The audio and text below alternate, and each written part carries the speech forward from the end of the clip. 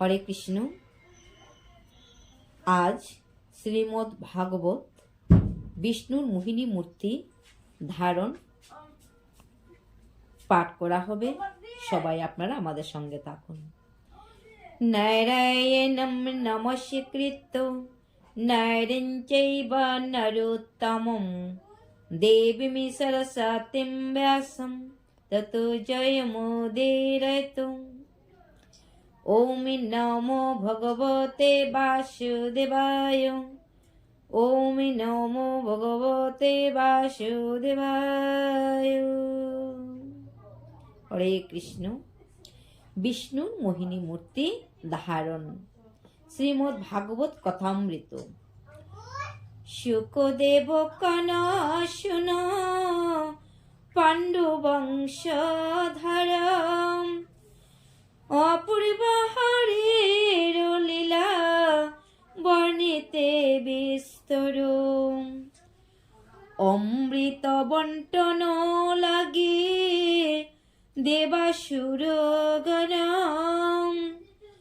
বাধাইল দুয়ে দলে সুবিষণ রণ। বলেতে অসুর কুল করিল হরণ,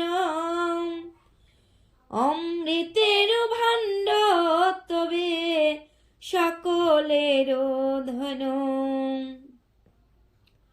দেবতা বিষণ্ণ সবে হয়তিশয়, মনে মনে ভাবে তবে হরি দয়াময়। দেবতা বঞ্চিত হয় অমৃত না পায়, ভাগ দিতে হবে সবে কি করি উপায়।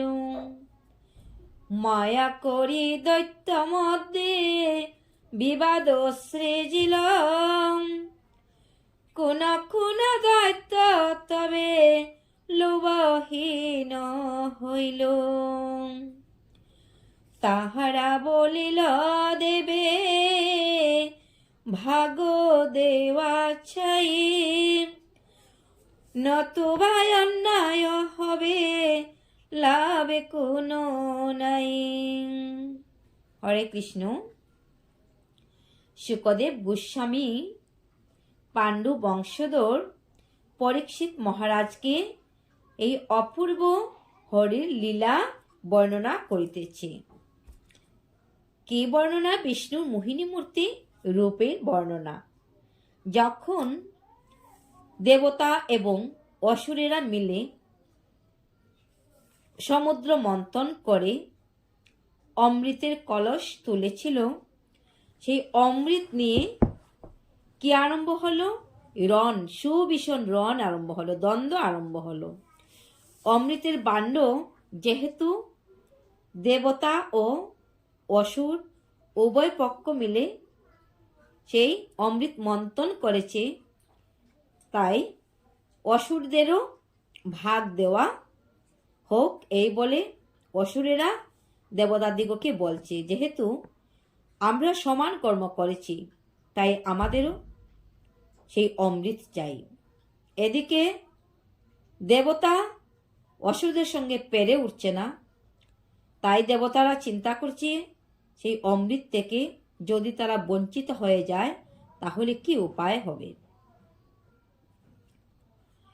তাহারা বলিল দেবে ভাগ দেওয়া চাই, নতুবা অন্যায় হবে লাভ কোনো নাই। অপরে সম্মত নহে দিতে দেবতারে, নিজেরা করিবে ভোগ এই মনে করে। অমৃত লাগিয়া তবে দানব সকল, নিজেরা মিলিয়া করে কলহ কেবল। এদিকে তে ভাবে মনে অন্তরে জমি হারে, দেবাসুরকে মনেতে শান্তি রক্ষা করি। অন্তর্যামী দয়াময় দয়াল হরি তিনি চিন্তা করছে দেবতা এবং অসুরদেরকে কি করে আমি সেই উভয় পক্ষের শান্তি রক্ষা করি। ইচ্ছাময় হরে যিনি জগতের সারি, কি অসাধ্য আছে বলো ব্রহ্মাণ্ডে তাহারি।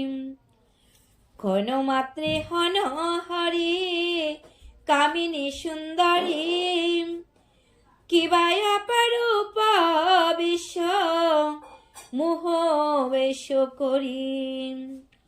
এলায়ে পড়েছে বেনি সুন্দর বরণ, লঘু মেঘ ডাকা যেন তপন কিরণ। হরি বল। যিনি এই বিশ্ব ব্রহ্মাণ্ডের নায়ক জগৎপতি নারায়ণ, ঈশ্বর পরম কৃষ্ণ সচ্চিদানন্দ বিগ্রহ অনাদিরাদে প্রাণ গোবিন্দ সর্ব কারণ কারণম, সকল কারণের মূল যিনি, তিনি ইচ্ছাময় হরি। উনার কি অসাধ্য আছে এই বিশ্ব ব্রহ্মাণ্ডে? তাই ক্ষণেকের মধ্যে তিনি কি সুন্দর রমণী রূপ ধারণ করলেন, সেই রূপে বিশ্ব ব্রহ্মাণ্ড মোহিত করলেন। চুলের বেনি সুন্দর করে বেনি করেছে, দেখে যেন মনে হয় মেঘে দেখা দিয়েছে তপনের কিরণ। শ্রীচরণ কুকনদ গঞ্জিয়া বরণ, নখরাজি মনি যেন তাহে শোভন। যুগময়ূর রম্বা তরু নিতম্বের ভরে, রাজহংস গতি পায় অতীব মন্তরে। ডমরুর মধ্যে যিনি কোটি মনোহর, ত্রিবলি তাহার মাঝে বিরাজে সুন্দর। সরশির সমবক্ষ অতীব উজ্জ্বল, প্রফুল্ল যুগল খুছ তাহাতে কমল। করি কর সমকর অথবা মৃণাল, অঙ্গুলি চম্পক কলি তাহে শুবে ভালো। নকরাজি শুবে তাহে তারকার দাম, কিংসুকের ফুল যেন করে অনুপম। কম্বরে খাময় গ্রীবা অতি মনোহর, সরোবরে উর্মি যেন উঠে নিরন্তর। কুতাশে সুবর্ণয়ার হরিদ্রাবরণ, শোভালয়ে গণ্ড দেশ যাহে সুশোভন। কোমল পদ্মের ফুল উপমিত হয়, যদি বাসে চিরকাল অমলিন রয়। বিম্ব সময়ষ্টাধর মুকুতাদশন, গঞ্জিয়া শুকের চষ্ণু নাসা সুবন। অপূর্ব আক্ষির কান্তি বর্ণনী না যায়, চকুরা চাকরি যেন শশীতে খেলায়।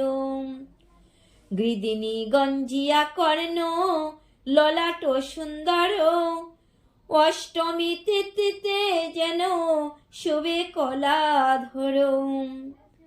কেবলে খামের ধনু বিশ্বমুগ্ধ করে, অপূর্ব বিষ্ণুর ভুরু কত গুণ ধরে। কোটাকে সৃজন যার কোটাকে পালন, কোটাকে সংহার যার কে করে বর্ণন। মধ্য আখি ডলু ডলু এলো রাশি কেশ, দুকুল এলাই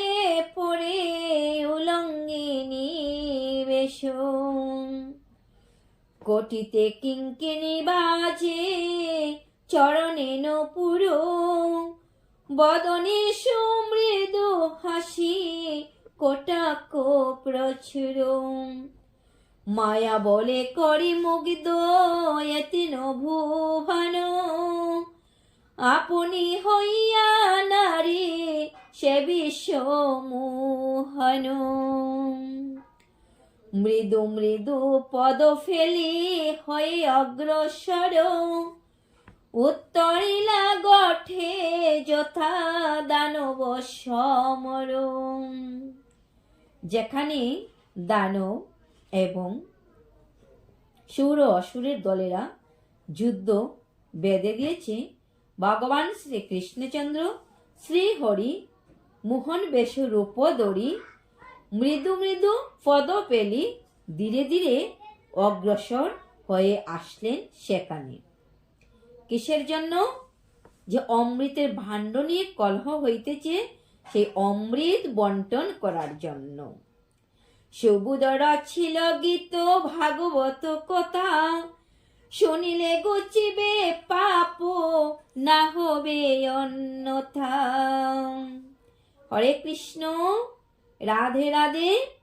আজকের জন্য বিষ্ণুর মোহিনী মূর্তি রূপ ধারণ এখানেই আমরা বিশ্রাম নিলাম। আগামী দিনে চতুর্থ অধ্যায় অমৃত পরিবেশন। ভগবান মোহিনী রূপ ধারণ করে কেমন করে অমৃত পরিবেশন করছে, অবশ্যই আমরা সকল ভক্তবৃন্দগণ অমৃতের আশায় থাকবো। হরি বল।